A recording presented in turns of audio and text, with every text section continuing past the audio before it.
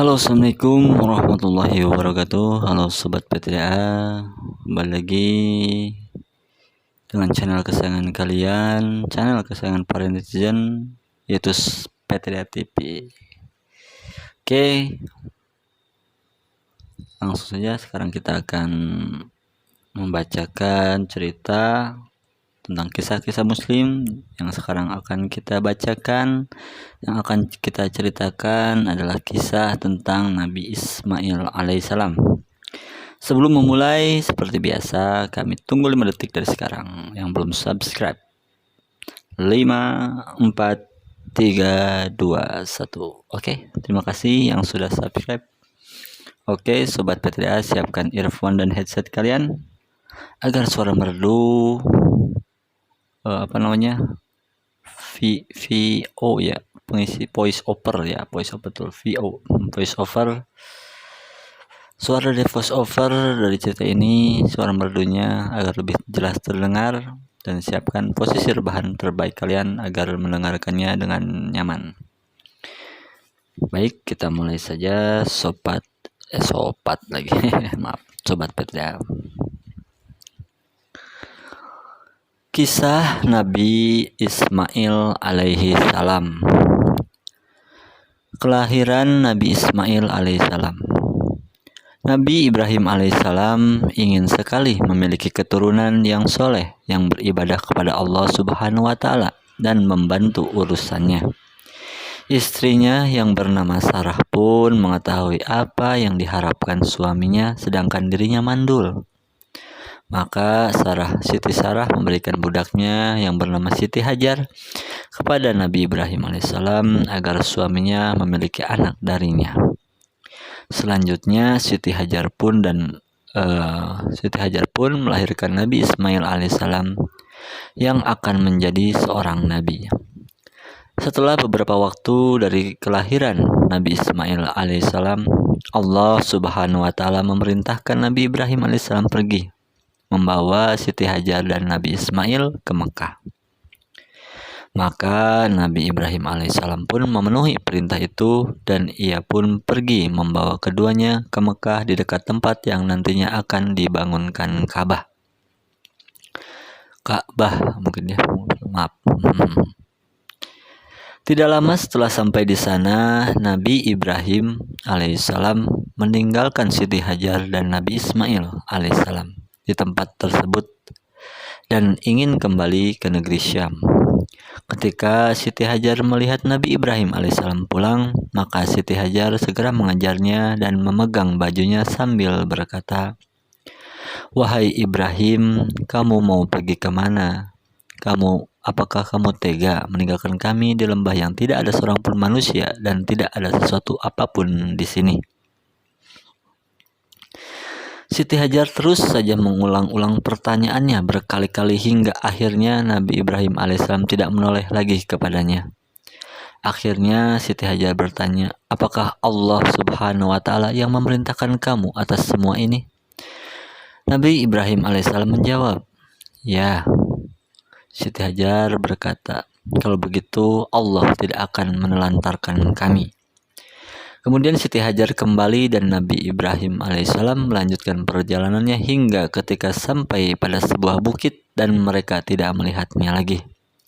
Nabi Ibrahim alaihissalam menghadap ke arah Ka'bah lalu berdoa untuk Ka'bah yang mungkin nantinya akan dibangun Ka'bah. Lalu berdoa untuk mereka dengan mengangkat kedua belah tangannya. Dalam doanya ia berkata yang terdapat di dalam Al-Quran yang artinya, "Ya Tuhan kami, sesungguhnya aku telah menempatkan sebagian keturunanku di lembah yang tidak mempunyai tanaman di dekat rumah Engkau Baitullah yang dihormati. Ya Tuhan kami, yang demikian itu agar mereka mendirikan sholat.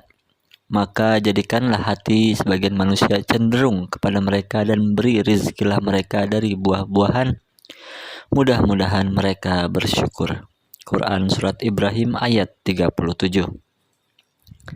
Kemudian Siti Hajar mulai menyusui Nabi Ismail alaihissalam dan minum dari air persediaan. hingga ketika air yang ada pada geribah habis. Geribah itu mungkin tempat penyimpanan air mungkin ya. Dia menjadi haus, begitu juga anaknya.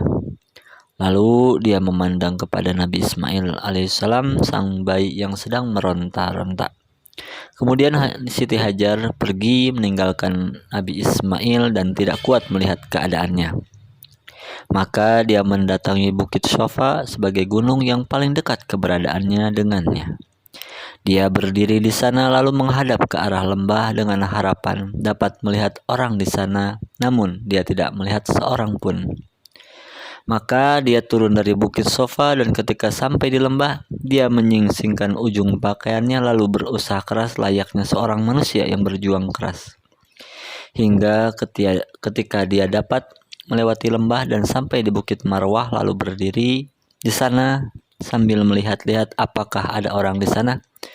Namun dia tidak melihat siapapun di sana. Dia melakukan hal itu sebanyak 7 kali antara Bukit Sofa dan Marwah. Saat dia berada di puncak Marwah, dia mendengar ada suara. Lalu dia berkata dalam hatinya, diamlah. Yang Siti Hajar maksud adalah dirinya sendiri. Kemudian dia berusaha mendengarkannya, maka dia dapat mendengar suara itu lagi. Maka dia berkata, engkau telah memperdengarkan suaramu jika engkau bermaksud memberikan bantuan. Ternyata suara itu adalah suara malaikat Jibril alaihissalam yang berada di dekat air Jam-Jamnya. Lantas malaikat Jibril alaihissalam mengais air dengan sayapnya hingga air keluar memancar. Akhirnya Siti Hajar dapat minum air dan menyusui anaknya kembali. Kemudian malaikat Jibril alaihissalam berkata kepadanya, janganlah kamu takut ditelantarkan, karena di sini adalah rumah Allah yang akan dibangun oleh anak ini dan ayahnya, dan sesungguhnya Allah tidak akan menyia-nyiakan hambanya. Siti Hajar terus melalui hidup seperti itu hingga kemudian lewat serombongan orang dari suku Jurhum atau keluarga Jurhum yang datang dari jalur bukit Kada'ang. Lalu singgah di bagian bawah Mekah. Kemudian mereka melihat ada seekor burung sedang terbang berputar-putar. Mereka berkata, burung ini pasti berputar karena mengelilingi air, padahal kita mengetahui secara pasti di lembah ini tidak ada air. Akhirnya mereka mengutus 1 atau 2 orang yang larinya cepat, dan ternyata mereka menemukan ada air. Mereka kembali dan mengabarkan keberadaan air, lalu mereka mendatangi air. Saat itu Siti Hajar sedang berada di dekat air, maka mereka berkata kepada Siti Hajar, apakah kamu mengizinkan kami untuk singgah bergabung denganmu di sini? Siti Hajar berkata, ya boleh, tapi kalian tidak berhak memiliki air. Mereka berkata, baiklah. Siti Hajar menjadi senang atas peristiwa ini karena ada orang-orang yang tinggal bersamanya. Akhirnya mereka pun tinggal di sana dan mengirim utusan kepada keluarga mereka untuk mengajak mereka tinggal bersama-sama di sana. Ketika itu Nabi Ismail alaihissalam belajar bahasa Arab dari mereka, suku Jurhum. Dan Siti Hajar mendidik putranya dengan pendidikan yang baik serta menanamkan akhlak mulia sampai Nabi Ismail alaihissalam agak dewasa dan sudah mampu berusaha bersama ayahnya Nabi Ibrahim alaihissalam. Selanjutnya Nabi Ibrahim alaihissalam berkunjung menemui Siti Hajar dan anaknya untuk menghilangkan rasa kangennya kepadanya. Maka pada suatu hari saat Nabi Ibrahim alaihissalam telah bersama anaknya, Nabi Ibrahim alaihissalam bermimpi bahwa dirinya menyembelih putranya yaitu Nabi Ismail alaihissalam. Setelah ia bangun dari tidurnya, Nabi Ibrahim alaihissalam pun mengetahui bahwa mimpinya itu adalah perintah dari Allah Subhanahu wa taala. Karena mimpi para nabi adalah hak ataupun benar. Maka Nabi Ibrahim alaihissalam mendatangi anaknya dan berbicara berdua bersamanya. Nabi Ibrahim alaihissalam berkata, yang terdapat di dalam Al-Quran yang artinya, wahai anakku, sesungguhnya aku melihat dalam mimpi bahwa aku menyembelihmu. Maka pikirkanlah apa pendapatmu. Nabi Ismail menjawab, wahai ayahku, kerjakanlah apa yang diperintahkan kepadamu. Insya Allah kamu akan mendapatiku termasuk orang-orang yang sabar. Quran Surat As-Saffat ayat 102. Untuk penyebutan ayatnya, untuk penyebutan suratnya, mohon maaf bila ada kesalahan. Tulis di kolom komentar bila memang keliru ya. Nabi Ibrahim alaihissalam membawa anaknya ke Mina, lalu ia taruh kain di atas muka anaknya agar Nabi Ibrahim alaihissalam tidak melihat muka anaknya yang dapat membuatnya terharu.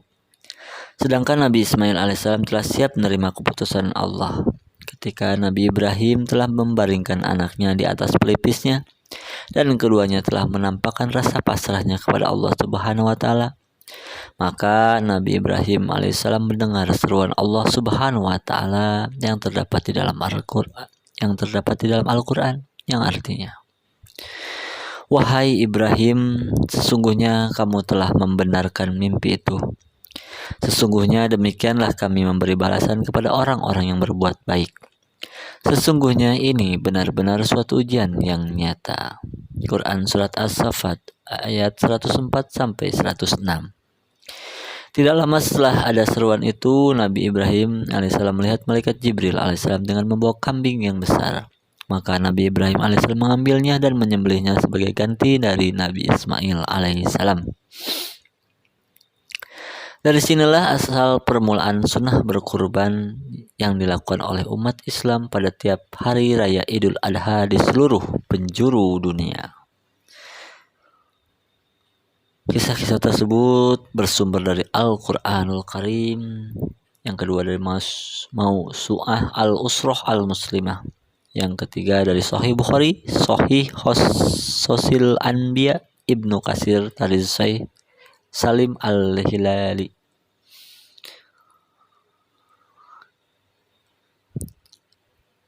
Baik, kita lanjutkan kisah Nabi Ismail. Kemudian Nabi Ismail alaihissalam semakin dewasa. Ia pun menikah dengan seorang wanita yang tinggal di sekitar sumur Jam-Jam. Tidak lama kemudian ibu Nabi Ismail alaihissalam, Siti Hajar, meninggal dunia. Di kemudian hari Nabi Ibrahim alaihissalam datang setelah Nabi Ismail menikah untuk mengetahui kabarnya. Namun dia tidak menemukan Nabi Ismail. Nabi Ibrahim bertanya tentang Nabi Ismail kepada istri Nabi Ismail. Istrinya menjawab, "Dia sedang pergi mencari nafkah untuk kami." Lalu Nabi Ibrahim bertanya tentang kehidupan dan keadaan mereka. Istri Nabi Ismail menjawab, "Kami mengalami banyak keburukan. Hidup kami sempit dan penuh penderitaan yang berat." Istri Nabi Ismail mengadukan kehidupan yang dijalaninya bersama suaminya kepada Nabi Ibrahim alaihissalam. Nabi Ibrahim alaihissalam berkata, "Nanti apabila suami kamu datang, sampaikan salam dariku dan katakan kepadanya agar mengubah palang pintu rumahnya." Ketika Nabi Ismail alaihissalam datang, dia merasakan sesuatu lalu dia bertanya kepada istrinya, "Apakah ada orang yang datang kepadamu?" Istrinya menjawab, "Ya, tadi ada orang tua begini dan begitu keadaannya datang kepada kami dan dia menanyakan kamu, lalu aku terangkan dan dia bertanya kepadaku tentang keadaan kehidupan kita. Maka aku terangkan bahwa aku hidup dalam kepayahan dan penderitaan." Nabi Ismail bertanya, "Apakah orang itu memberi pesan kepadamu tentang sesuatu?" Istrinya menjawab, "Ya, dia memerintahkan aku agar aku menyampaikan salam darinya kepadamu dan berpesan agar kamu mengubah palang pintu rumahmu." Nabi Ismail berkata, "Dialah ayahku, dan sungguh dia telah memerintahkan aku untuk menceraikan kamu. Maka kembalilah kamu kepada keluargamu." Maka Nabi Ismail menceraikan istrinya. Maaf, banyak nyamuk yang di sini ya. Kemudian Nabi Ismail menikah lagi dengan seorang wanita lain dari kalangan penduduk yang tinggal di sekitar itu. Lalu Nabi Ibrahim alaihissalam pergi, lalu lagi meninggalkan mereka dalam kurun waktu yang dikehendaki Allah. Setelah itu Nabi Ibrahim alaihissalam datang kembali untuk menemui mereka, namun dia tidak mendapatkan Ismail hingga akhirnya dia mendatangi istri Nabi Ismail lalu bertanya kepadanya tentang Nabi Ismail. Istrinya menjawab, "Dia sedang pergi mencari nafkah untuk kami." Lalu Nabi Ibrahim alaihissalam bertanya lagi, "Bagaimana keadaan kalian?" Dia bertanya kepada istrinya, Nabi Ismail, tentang kehidupan dan keadaan hidup mereka. Istrinya menjawab, kami selalu dalam keadaan yang baik-baik saja dan cukup. Istri Nabi Ismail juga memuji Allah. Nabi Ibrahim alaihissalam bertanya, apa makanan kalian? Istri Nabi Ismail menjawab, daging. Nabi Ibrahim bertanya lagi, apa minuman kalian? Istri Nabi Ismail menjawab, air. Maka Nabi Ibrahim alaihissalam berdoa, ya Allah, berkahilah mereka dalam daging dan air mereka.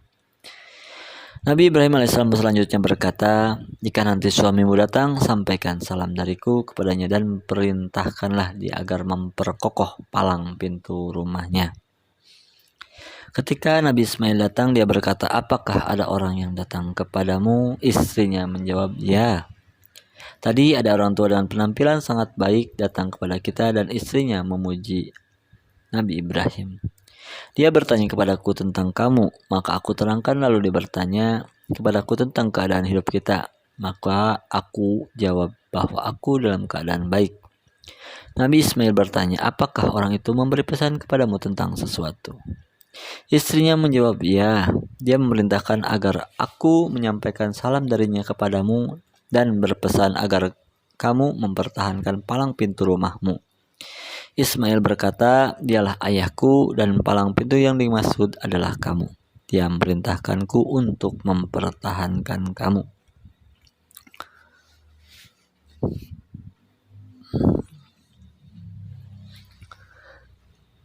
Nabi Ibrahim dan Nabi Ismail membangun Ka'bah. Sebelum kita lanjutkan ceritanya, mungkin dari cerita tadi tentang istri Nabi Ismail yang pertama, yang bahwa dari cerita tersebut istri Nabi Ismail yang pertama, istri Nabi Ismail yang pertama mengeluh tentang kehidupan mereka yang serba kekurangan, yang sangat sempit, dan juga mengalami penderitaan. Lalu istrinya Nabi Ismail yang kedua, setelah menceraikan istrinya yang pertama,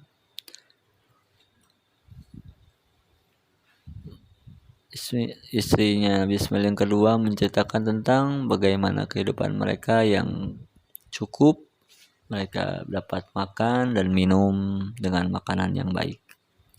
Mungkin hikmahnya bisa kita ambil adalah, mungkin ini menurut opini saya pribadi, bila memang kurang tepat ataupun kurang baik, bisa dikoreksi di kolom komentar.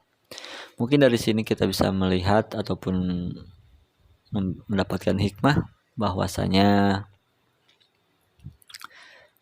kita bagaimanapun keadaan kita harus tetap bersyukur kepada Allah Subhanahu wa taala, Tuhan kita, di mana kita menggantungkan seluruh hidup kita, seluruh nasib kehidupan kita kepada Allah Subhanahu wa taala.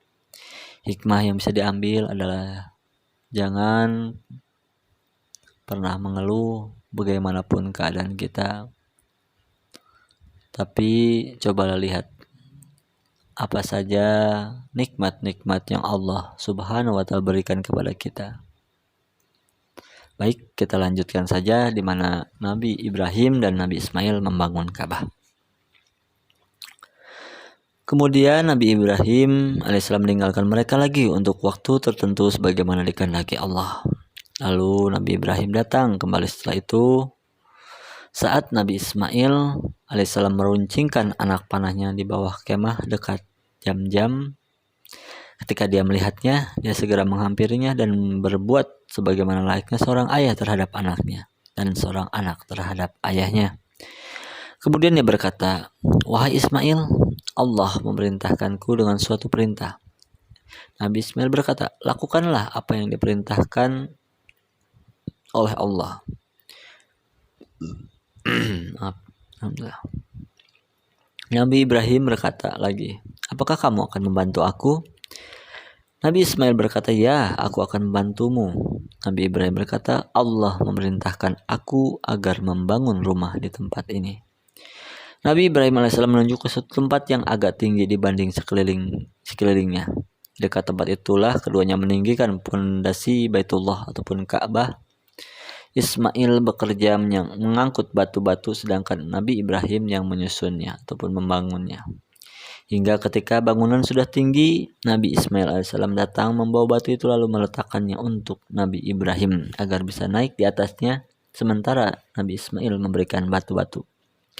Keduanya bekerja sambil mengucapkan kalimat doa yang terdapat di dalam Al-Quran yang artinya, "Wahai Tuhan kami, terimalah amal dari kami, sesungguhnya Engkau maha mendengar dan maha mengetahui." Keduanya terus saja membangun hingga mengelilingi Baitullah dan keduanya terus membaca doa, "Wahai Tuhan kami, terimalah amal dari kami, sungguhnya Engkau maha mendengar dan maha mengetahui." Quran Surat Al-Baqarah ayat 127. Setelah Nabi Ibrahim alaihissalam dan Nabi Ismail alaihissalam selesai membangun Ka'bah, maka keduanya berdoa yang terdapat di dalam Al-Quran yang artinya, "Ya Tuhan kami, terimalah dari kami amalan kami. Sesungguhnya Engkau maha mendengar lagi maha mengetahui. Ya Tuhan kami, jadikanlah kami berdua orang yang tunduk patuh kepadamu ya Allah. Dan jadikanlah tunduk patuh kepada Engkau. Dan jadikanlah di antara anak cucu kami umat yang tunduk patuh kepada Engkau. Dan tunjukkanlah kepada kami cara-cara dan tempat-tempat ibadah haji kami. Dan terimalah taubat kami. Sesungguhnya Engkau yang maha penerima taubat lagi maha penyayang." Quran Surat Al-Baqarah ayat 127 sampai 128. Di dalam ayat lain Allah Subhanahu wa taala berfirman yang artinya,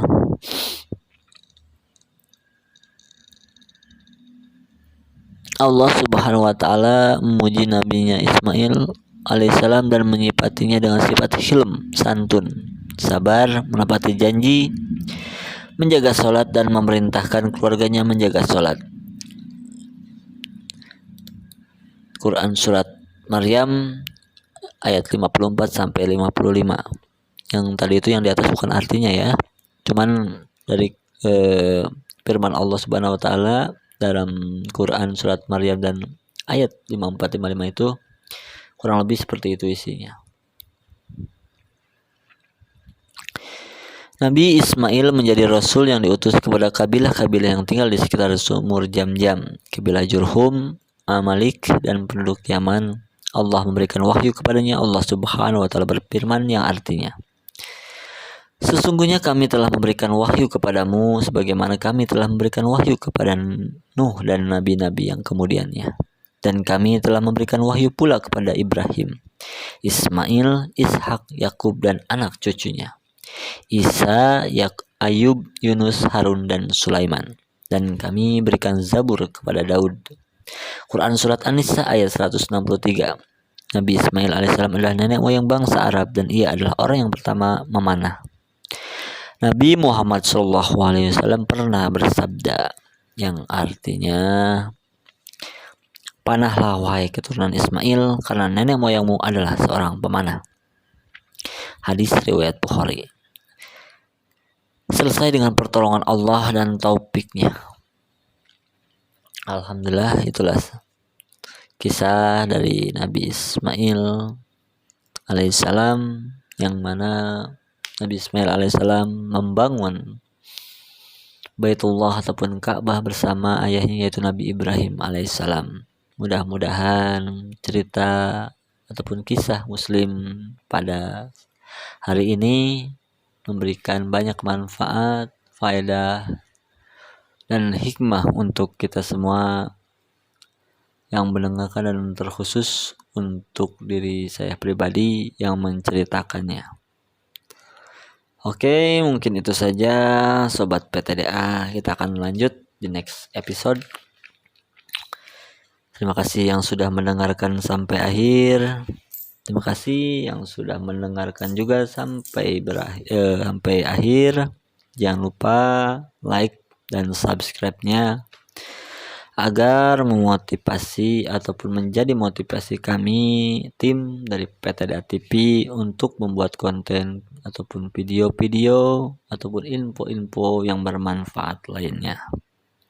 Dan juga silahkan berkomentar ataupun memberikan masukan, memberikan kritik yang membangun khususnya untuk channel kami ataupun mengkoreksi bila mana ada kata-kata ataupun sesuatu yang kurang tepat dan